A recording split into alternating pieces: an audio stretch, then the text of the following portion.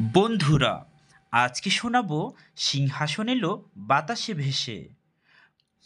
অনেক আগে এক নবী ছিলেন। তার অনেকগুলো মৌজেজা ছিল। তিনি চলাফেরা করতেন বাতাসের উপর ভর করে। জিনদের ভাষা বুঝতে পারতেন তিনি। শুনতে পেতেন পশু পাখির কথাও। এমনকি পিঁপড়ারা কি বলল সেটাও বুঝতে পারতেন। তার নাম ছিল সুলাইমান আলাইহিসসালাম। আল্লাহ তাকে রাজত্ব দান করেছিলেন পুরো দুনিয়ায়। তিনি ছিলেন ন্যায়পরায়ণ শাসক। বাতাস, পশু পাখি, জিন সকলেই তার কথা মেনে চলত। একদিন তিনি সেনাবাহিনী নিয়ে বের হলেন। পথে পিঁপড়াদের বাসা পড়ল। পিঁপড়ারা তখন পিলপিল করছিল ঘরের বাইরে।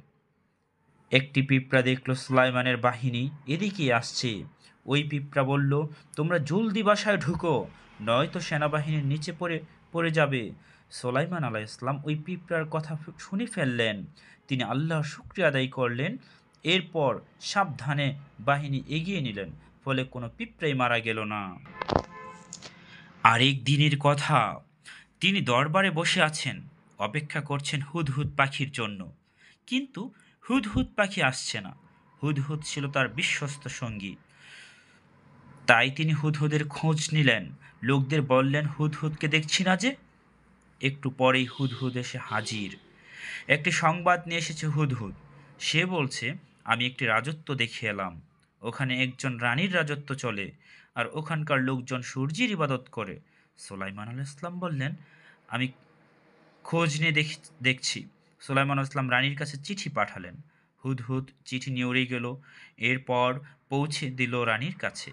চিঠি পেয়ে জ্ঞানীদের সাথে পরামর্শে বসলেন রানী। সে বলল, আমার কাছে একটি চিঠি এসেছে বাদশাহ সুলাইমানের পক্ষ থেকে। চিঠিটি আল্লাহর নামে শুরু হয়েছে। সুলাইমান চিঠিতে বললেন, আমরা যেন তার অনুগত হই এবং মুসলিম হয়ে যাই। এই রানী ছিল বুদ্ধিমতী। সে সুলাইমানকে পরীক্ষা করার জন্য হাদিয়া পাঠালেন। রানীর সৈন্যরা সুলাইমানের কাছে নিয়ে এলো। কিন্তু সুলাইমান আলাইহিস সালাম বললেন, তোমরা কি সম্পদ দিয়ে আমাকে সাহায্য করতে চাও? আমাদেরকে সম্পদ দিয়ে সাহায্য করার দরকার নেই, কারণ আল্লাহ আমাদের যা দিয়েছেন তা অনেক উত্তম। সুলাইমানের কাছে সম্পদের দাম ছিল না, তার কাছে ছিল দামি ঈমান। তিনি চাচ্ছিলেন রানী যেন রানী যেসব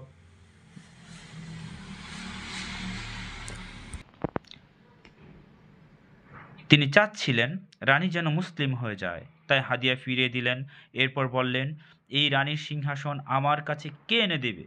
একজন আলিম উপস্থিত ছিলেন এই দরবারে।